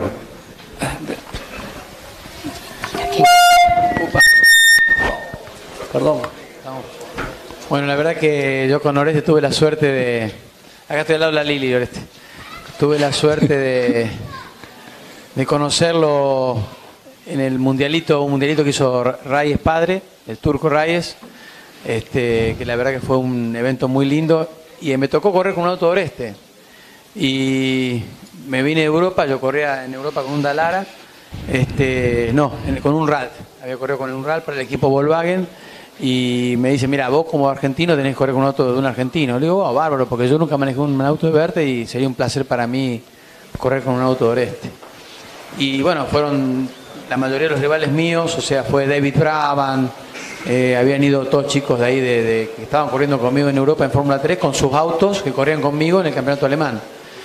Y nunca me voy a olvidar, la primera vez que subí en Fórmula 3 a un Fórmula 3 de Berta, yo estaba peleando la punta con Furlan, con un par de chicos adelante, y los que corrían conmigo en Europa estaban como 1,5 segundos mío, con los autos respectivos corrían con ellos contra mí. Me enamoré de Oreste, la verdad que me enamoré. Vino Oreste para el box. Bueno, una manera. Cuidado, Vino Oreste al box y me acuerdo que yo tenía una admiración terrible, ¿no? Entonces cuando apareció Oreste era como que era la primera vez, o sea, yo lo había visto, pero era como la primera vez que había manejado un auto de él, y la verdad que me entusiasmé tanto que dije: vamos a hacer un auto Oreste para correr en Europa. Y ahí empezamos a trabajar en un proyecto que eso lo decidimos en diciembre. Me puse a trabajar como nunca en mi vida para juntar la plata para hacer el proyecto. Le vendí el proyecto a un alemán que era Hessel. Y claro, queríamos debutar, yo quería debutar en marzo, que estábamos hablando en enero, claro. Un auto, era imposible. Cuando tomamos conciencia de la realidad, había que terminar el auto, probarlo, había que ir a buscar las gomas a Alemania, las Michelin, traerlas, era otro desarrollo. Hicimos todo obviamente muy rápido para tratar de ir. Llegamos a correr creo que en julio, agosto, quedaba a la mitad del campeonato ya. Y ya en esa época el sponsor mío de Alemania obviamente había comprado un Dallara también, porque se le pasaba el año a él, el hijo quería que corriera. Entonces cuando llegamos un poco como que me quedé solamente con el dinero que me había dado la gente de Argentina y bueno, la gente de Renault, por supuesto, y bueno, el esfuerzo que habíamos hecho acá. Y corrimos 2 carreras, pero después nos quedamos sin apoyo, me tuve que pegar la vuelta. Pero lo más importante, más allá de que eso fue muy lindo, algún trabajo que yo hice, fue creo que fueron los 6 meses que hice un proyecto donde más entusiasmo tenía. Yo me imaginaba con el auto ese ganando carreras en Europa, un proyecto argentino. Era mi segundo proyecto argentino, pero esta vez con un auto totalmente hecho en Argentina, la caja hecha en Argentina, los motores hechos en Argentina por Oreste.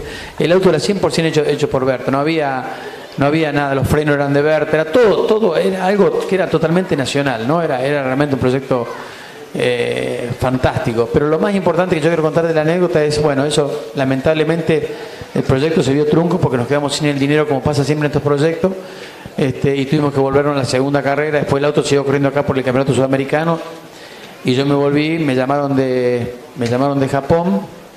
No, ahí me llamaron para un proyecto ruso, ¿te acordás? El Tarcaleco. Y corrí un año con un proyecto ruso, volví para correr con Oreste. Al año siguiente ya me quedaba en Argentina y me llaman de Japón. Cuando me llaman de Japón, voy a hacer una prueba para la fábrica Toyota, para el Fórmula 3 de Tom's Toyota. Y bueno, quedé seleccionado entre todos los pilotos que habían probado. Eran todos pilotos europeos y yo. Me seleccionaron a mí, en ese momento fui el más rápido. Y arrancamos el año, ¿no? Bueno, llegamos a mitad de año, los autos se arrastraban. Los Honda ganaban todas las carreras y nosotros con el Toyota nos arrastrábamos. Entonces le digo a Oreste, lo llamo por teléfono y dame una mano, le digo, porque la verdad que el auto se arrastra, dame una mano con el motor, ¿viste? Y Oreste me dice, bueno, mandame una leva, que yo te hago una leva. Y bueno, y venía, me acuerdo que Oreste estaba trabajando, yo lo llamaba, lo apuraba, y Oreste como venía, no, vengo, lo estoy terminando, dame tiempo, no sea ansioso, espera un poquito. Bueno, yo con mi ansiedad quería tener la leva de Oreste, entonces Oreste me la manda la leva, lo ponen, y era justo para la carrera del Mundial que se hacía en Fuji. El Mundial iban los 6 mejores autos de cada campeonato del mundo de Fórmula 3, o sea, los 6 mejores alemanes, los 6 mejores ingleses, los 6 mejores italianos. Estaba Mika Häkkinen, estaban todos los pilotos que estaban en Fórmula 1. Mika Häkkinen, calculá que Mika Häkkinen no entró a la final, había tantos autos que Häkkinen no entró a la final. Y yo, bueno, debutábamos con la leva de Oreste, o sea, y veníamos de estar en el campeonato japonés, que era un campeonato obviamente bastante flaco. Yo no pasaba el 10º con la leva de los japoneses, ¿no? Y pusimos la leva de Berta y vamos y debutamos y estaba peleando la punta con Schumacher, ¿viste?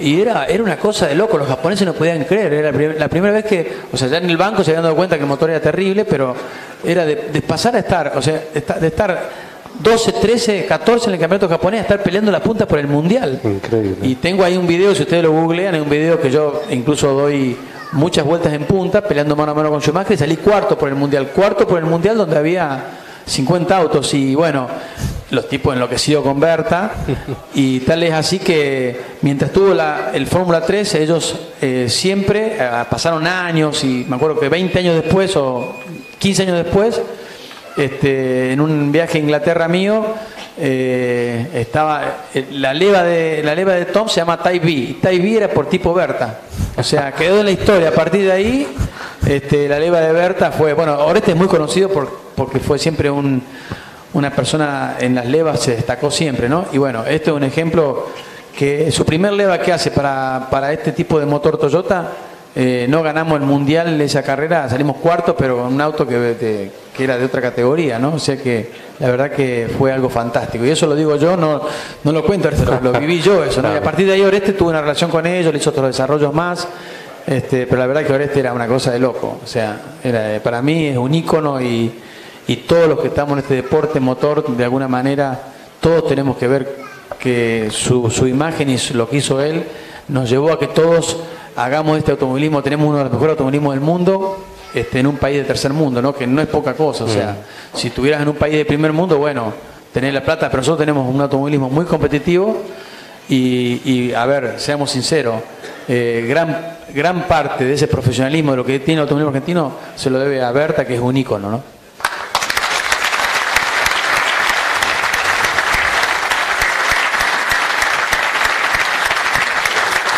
Yo me acuerdo de una cosa de la gente de Toyota, una anécdota risueña, ¿no?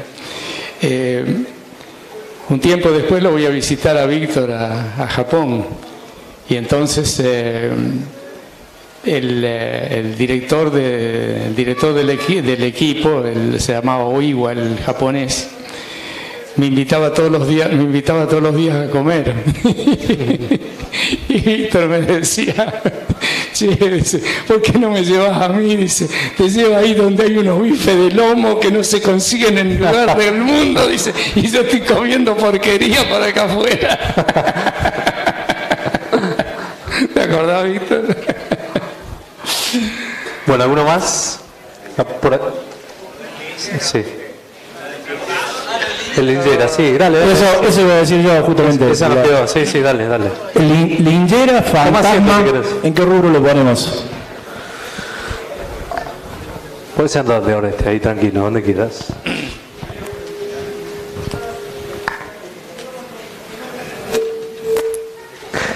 Esa nos fue quedando. La historia del Lingera. Sí, la historia del Lingera es esa que uno no puede creer que una cosa así haya sucedido. Fuimos a debutar con los torinos en San Pedro. Llegan los autos, los bajamos del camión. Yo salgo en ese tiempo, todos los autos antes que subieran los pilotos los probaba yo. Así que salgo con uno de los autos, lo pruebo, me acuerdo perfectamente, era un lugar, no sé si existirá todavía en San Pedro, venía la ruta, el pavimento, y había una vuelta así, había un camino de tierra que tenía, a los 200, 300 metros había un lomo de burro, todavía me acuerdo bien bajamos los autos ahí en el camino de tierra y yo salía a pegarles una tirada, entonces salgo con uno, va perfecto, pruebo el otro, va perfecto, pruebo el tercero, salía, el auto hacía y empezaba a fallar. Y yo daba la vuelta, volvía, mirábamos, el carburador debe tener, será la bujía, cambiamos la bujía, será el cable, no es el cable, será el carburador, sacamos los chicleres, soplamos los chicleres, los volvimos a poner, seguía siempre lo mismo. Y aparece un Lingera con el palito acá, el morrito colgado atrás, y se para al lado mientras nosotros trabajábamos, y empezó Weber 45 DSO. El Lingero sabía qué marca era y qué modelo eran los carburadores. Y por ahí dijo, ¿qué problema tienen? Y está fallando.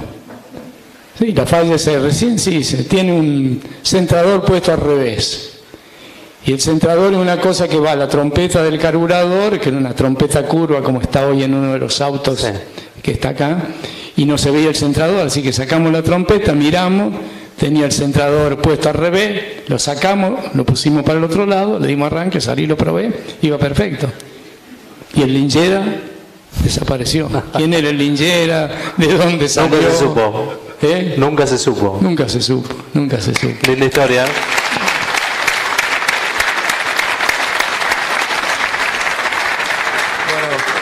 Bueno, Oreste. Agustín, no sé. ¿Cómo le va? Muy bien, señor. Desde ya yo viví una época con Oreste increíble, sobre todo por todo lo que nos enseñó. Un tipo trabajador, honesto, creativo. Se iba con un problema a la noche y a la mañana volvía con una solución. Siempre las soluciones creativas, simples. Me acuerdo que yo llevé un mecánico que me acompañó cuando recién empecé, que apareció con toda una reforma para el caño de aceite, de la presión y qué sé yo cuánto. Y el tipo de repente le dice a Oreste, ¿qué te parece? Y le dice, pero si le haces un agujero acá y ya está. Era un minuto. Pero yo quiero hacerle una pregunta que siempre le hago, le quise hacer. Si él, en vez de haber hecho lo que hizo en su carrera, si hubiera como diseñador y demás, ¿qué otra carrera hubiera elegido, diferente de la que hizo? ¿Cuál hubiera sido otra carrera? La verdad que no lo sé, pero con mi afán de investigador, cuando en su momento tuve algún problema y tuve que pensar en los problemas médicos, me empezó realmente a interesar muchísimo la medicina y leí mucho, estudié mucho, hice muchos experimentos y yo creo que si mi vida hubiera sido diferente y hubiera sido un investigador médico, a lo mejor hubiera sido un buen investigador. Nada que ver, pero...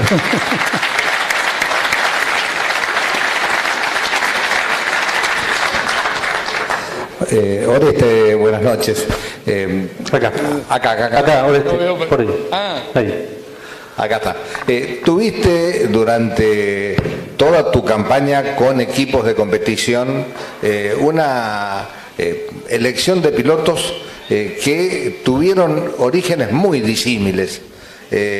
Como decías recién, en el caso de Eduardo Copelo, que venía con una cierta experiencia, Cacho Ruiz, que trabajaba junto con vos en la fábrica y que tuviste una gran amistad, después el caso de Agustín, cómo llegó, o cómo llegó el Flaco Traverso, cómo llegó cada uno, o sea, tuviste la posibilidad y la habilidad de trabajar con grandes talentos, Roland. ¿Cómo hiciste para elegirlos viniendo de lugares tan disímiles?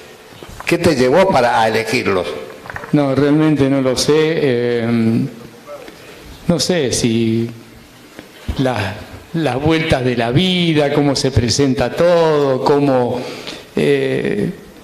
algunos evidentemente los elegí yo por ver sus cualidades, por conocerlos, por cómo eran como pilotos, cómo eran como personas. Yo siempre las dos cosas las puse juntos. En el tiempo cuando empezamos con los torinos en el turismo de carretera, que yo armé el primer equipo, ¿por qué puse los diferentes pilotos teniendo una lista muy grande de gente para elegir? Había, no sé, 200, yo no sé cuántos teníamos. Iba mirando los nombres, por este, el otro por lo otro, el otro por lo otro.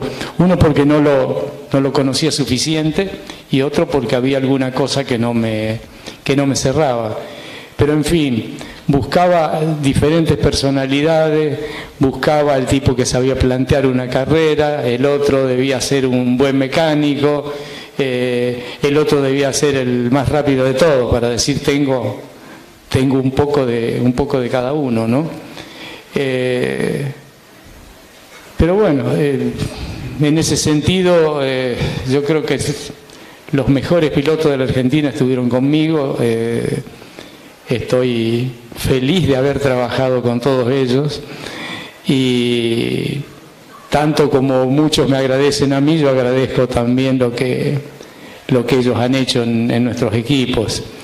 Y una cosa de la cual realmente estoy orgulloso es de escuchar muchas veces cuando alguno que fue piloto nuestro va a correr a otro lado y entonces me dicen que cómo se comporta, qué comportamiento que tiene, qué educación que tiene. No es que yo haya enseñado educación, ¿no? Pero la manera de mostrarle cómo uno quiere que actúen y después cómo lo hacen, ¿no? Y muchísimas veces me dijeron, ¿cómo se nota que ese piloto estuvo con vos? Y bueno, yo tengo orgullo de eso.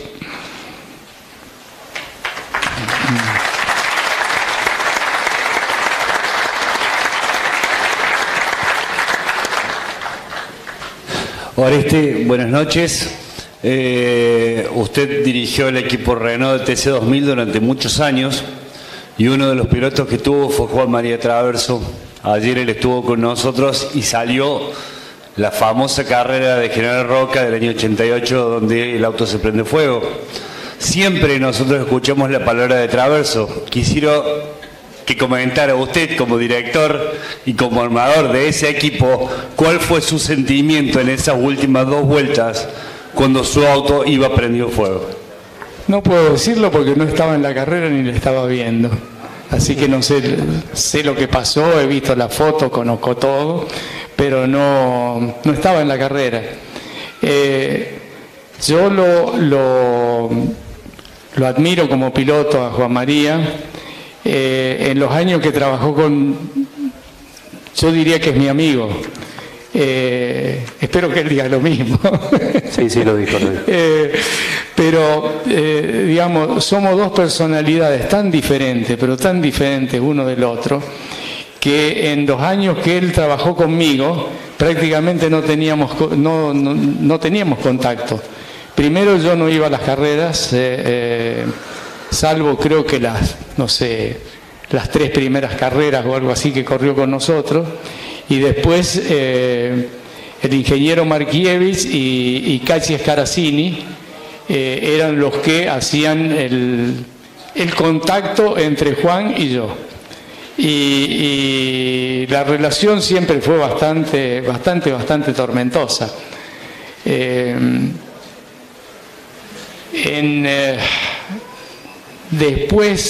Después que dejó de correr, o en el último tiempo que estuvo corriendo, corría turismo de carretera,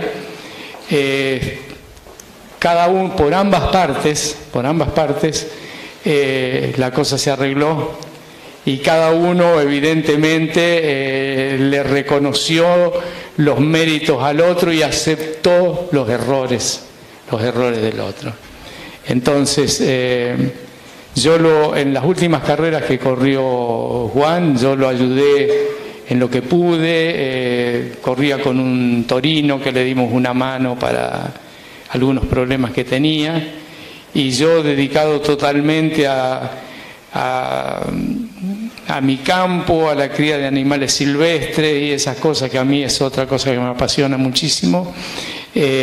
Juan me dio una mano muy, muy, muy grande, algo que me costaba creerlo que me diera semejante mano. Entonces, digamos, son esas cosas que pasan en la vida, por ahí que uno, cuando tiene que estar junto, no puede estar junto, cuando está separado, hay aprecio entre los dos, ¿no?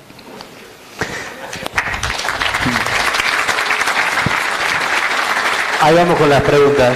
Lo que le quería decir que el libro Motores, Autos y Sueños, está la gente de Librería Superior vendiendo este libro, así que bueno, tienen la posibilidad, antes que termine la charla posterior, de pasar por el stand de Librería Superior y hacerlo autografiar por el mago. Sí, adelante. Sí, buenas noches, Oreste. ¿Cuánto tuvo que ver usted en la elección de los pilotos de Nürburgring? ¿O los eligió usted? No. Para los pilotos de Nürburgring hicimos una lista y empezamos a mirar un poco entre Fangio, Carlos Lobosco y yo, cuáles eran los pilotos que iban reuniendo las condiciones que nos hacían falta, pero además de reunir las condiciones, que también se cubriera una gama de amantes del automovilismo, de los que están de un lado, del otro lado y del otro lado, que hubiera el representante de ellos. Por eso que se eligieron pilotos como por ejemplo Carmelo Galvato, que no era precisamente un piloto del tipo que hacía falta para una carrera como Nürburgring.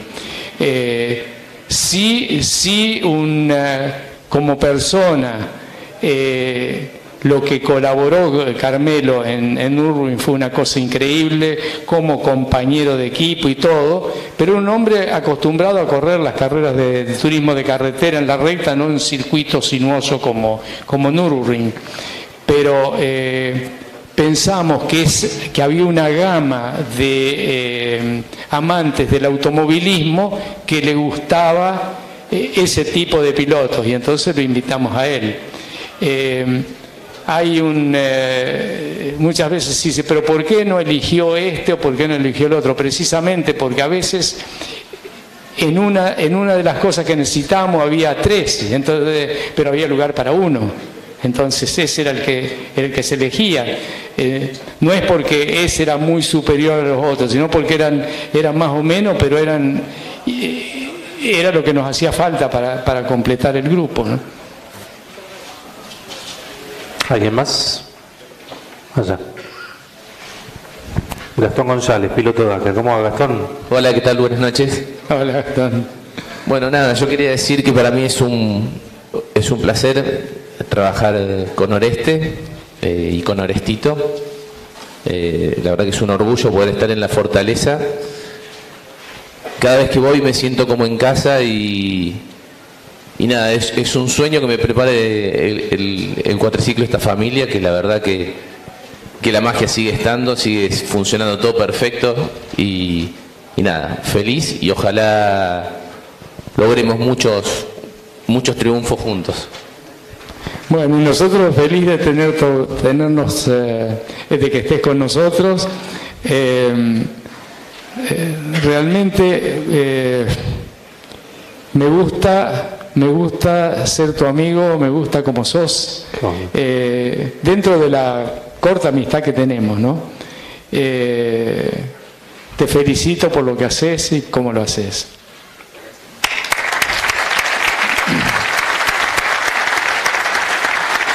Aprovecho el pie de Gastón. Mañana vamos a tener una posibilidad de charlar de aquí con los pilotos Dakar de nuestra ciudad que han participado en este y en otros Dakar, una aventura deportiva increíble. Así que bueno, vamos a conocer experiencia de los pilotos. ¿Alguien más? Allá. Ahí vamos. Sí, un reconocimiento quieren entregarte. Vení, subite. Oreste, soy de acá, de un pueblo muy chiquito de... Sí, por acá, lo hacemos subir. Un lindo reconocimiento, lo estuvimos viendo.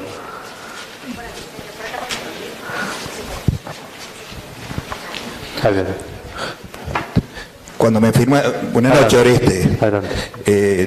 Desde el año pasado, mitad de año, con muchos pensamos que sería hermosa tu visita acá. Y tengo la suerte que me ha premiado la vida, que he estado con vos en los 50 años de Ica Renault, de la cual tengo una foto hermosa, los 50 años que se hizo una cúpula, que estuviste 3 horas hablando. Y hablo mucho. Ese día, si recuerdas, tuviste 3 horas hablando. Y el presidente de los chicos, de los exalumnos, me dice, profe, porque yo soy profe de educación física. Llevo los fierros en el alma a raíz de que pasaban los grandes premios por mi querido Chucul. Entonces le digo, tener esa vigente eminencia, hablando 3 horas, no me tenés que preguntar. Donde voy digo, ¿qué hubiese sido de don Enzo Ferrari si hubieras vivido en Europa? Y para otro digo, el Oreste es el Ferrari latinoamericano. Me emocionó mucho porque tengo el alma puesta en la Universidad de Córdoba, cuando se te homenajeó, y en el libro vos hablas de que tenés muchos recuerdos muy lindos del honor y causa de la Universidad de San Juan y nuestra UNESEC. Así que por eso te he traído acá con mi señora, Bubi. Tengo preparado ahí un equipo de los chicos de Solo Motores. Acá está la historia de la universidad en tarjetas, ¿no es cierto? Esto, acá donde vos hablas del doctor en causa en tu prólogo del libro, y una pequeña medalla de la Dirección de Deporte de la Universidad Nacional de Córdoba. Qué bueno. Así que aplausos, muy bueno.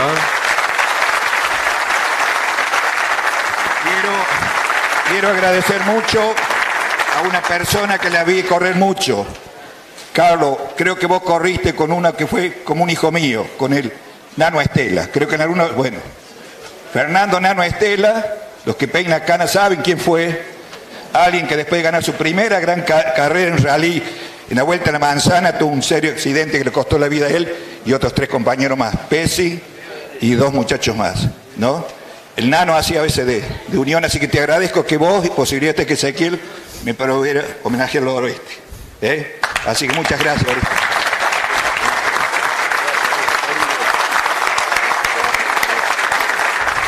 Vamos a hacer vení, vamos a hacer la foto, hacemos una foto así, tiene el recuerdo, porque después va a ser difícil.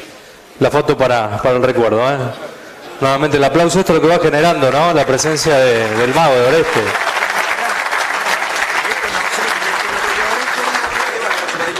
Bueno, ¿alguna pregunta más? Tenemos lugar para algunas consultas más, vamos. No, yo solamente quiero agregar algo. Yo Oreste Víctor. Acá, Víctor, ahí. Bichín, acá. No, solamente porque hablamos solamente de lo que es Oreste como preparador, con su capacidad técnica, pero yo quiero hacer un comentario que ni Liliana ni Oreste, muy poca gente lo sabe, pero creo que habla de su persona y su manera de ser como hombre de bien, ¿no? Cuando yo voy a hacer la prueba a Japón, en febrero, teníamos todo listo en el túnel de viento. Oreste me había dado lugar el túnel de viento para hacer los Fórmula 3 ahí. íbamos a hacer un equipo de 2 autos con un brasilero y yo. Y cuando hago la prueba en Japón, bueno, que me convocan, vuelvo de allá de Japón y tenía, el problema mío era cómo le decía a Oreste que quería ir a correr a Japón. La verdad que para mí era un compromiso muy serio porque Oreste se había jugado, me había dado toda su casa para que yo armara el equipo ahí, había comprado un colectivo yo, me dio todo y yo digo, tenía que decirle a Oreste que, ¿cómo le digo? Entonces lo agarré, yo tenía un amigo mío que falleció, que es Gustavo Ramonda, que realmente era como mi hermano, y nunca me olvidé las palabras de Gustavo, ¿viste? Entonces le digo, Gustavo, vos sabés que me quiero ir a Japón, pero no me voy a poder ir porque estoy muy comprometido con Oreste, me dio el túnel de viento, me dio todo el lugar, y ¿cómo le digo? Y me dice Gustavo Ramonda, que era, para mí Gustavo era un genio, era una persona que tenía realmente una inteligencia emocional única, y me dice, Víctor, hacelo fácil, para él es todo fácil, hacelo fácil, me dice, andá y preguntale a Oreste, y vas a ver, Oreste, si te aprecia realmente como yo creo que te aprecia Oreste, lo primero que te va a decir es que te vayas. Quiero decirle esto porque esto es algo que realmente muestra lo que es Oreste como ser humano, ¿no? Entonces, para mí, ir a correr a Japón, yo venía muy endeudado de Europa, debía mucha plata, ir a correr a Japón era mi posibilidad económica de salvarme y poder devolver lo que debía y, bueno, ganar obviamente un dinero, ¿no? En Japón se paga mucha plata por los que corren allá. Y me siento con Oreste, digo, bueno, Oreste, mira, estuve probando en Japón, pasó esto y esto, y me convocaron para correr en Toyota, pero quiero saber, porque ya hicimos todo acá. Y dice, ¿qué estás haciendo acá? Rajá, tómatela, no te preocupes, por acá, después vemos qué hacemos. O sea, Oreste, con todo lo que me había dado, me dijo eso. Imagínate que para mí fue un apoyo incondicional. Bueno, por supuesto que después siguió la relación en Japón y todo, pero eso habla de lo que Oreste... y que Ramonda no se equivocaba. Preguntale a Oreste y Oreste va a ver lo que te va a decir, y tenía razón. Y me fui con una tranquilidad y una paz porque estaba muy preocupado, porque yo digo, bueno, no voy a poder hacerlo de Japón. Y Oreste fue fue la persona que me impuso para que yo me fuera allá. Así que yo quiero agradecerle a Oreste también eso y quiero que lo conozcan cómo es como ser humano. Excelente, muy bueno. Vamos a hacer... Te dejo cerrar, Oreste, para... para saludar a la gente que te ha venido a visitar y alguna otra mención que quieras hacer. Cerramos la charla, digo, si querés hacer alguna mención especial, algún saludo. No, y quiero mencionar una cosa más que es alguna cosa más de las que hice, de las que, digamos, no se conoce este trabajo y para mí fue realmente muy importante. En el año 2010 me convocan de Estados Unidos, me pasan una invitación, la Sociedad de Ingenieros Americanos, el SAE, que son los que certifican tantas cosas de la ingeniería del mundo, todos los años organiza un concurso con automóviles fabricados por diferentes universidades del mundo. Se eligen, creo que el límite son 120 o 130 universidades del mundo. Cada uno presenta su trabajo, esos trabajos hechos dentro de ciertos límites reglamentarios. Esos autos se evalúan por su ingeniería, por sus prestaciones, por 2 o 3 cosas diferentes.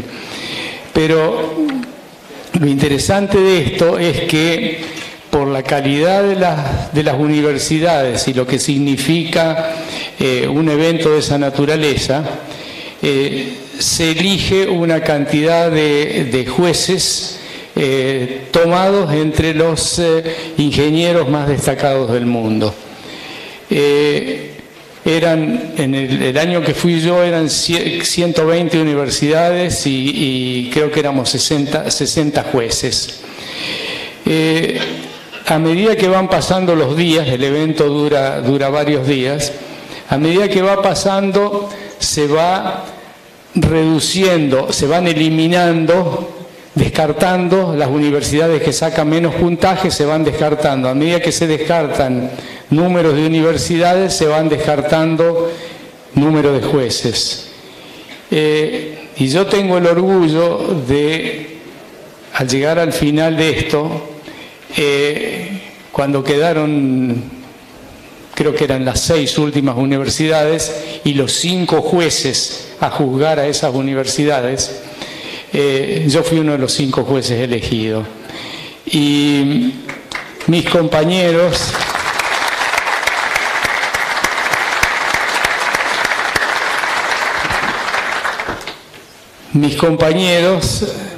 fueron personalidades a quienes yo admiraba, mayores que yo, habían escrito los libros sobre los que yo estudié, algunos de ellos. Uno era el máximo asesor de ingeniería del gobierno de los Estados Unidos en cuanto a la parte automotriz. El otro era el capo de Ilmor Engineering, Ilmor Mercedes, los que fabricaban los motores de Fórmula 1. Estaba yo, no recuerdo en este momento quiénes eran los otros dos, pero digamos, una cosa así, haber llegado al final de, digamos, para mí fue un honor tan grande que realmente no podía creerlo. Al otro era Claude Roel. Claude Roel es el disertante sobre dinámica de vehículos más importante del mundo. Da clases a Ferrari en Fórmula 1, a Renault le daba en Fórmula 1, a la mayoría de los equipos de Fórmula 1 y a las fábricas de automóviles. Y yo formé parte de ese grupo, entonces digo, es uno de los honores más grandes que he recibido en mi vida, aparte de los títulos de doctor honoris causa que me dieron las universidades, una de ellas en la universidad donde yo abandoné mis estudios, ¿no? Pero bueno, no podía quedarme sin decirlo.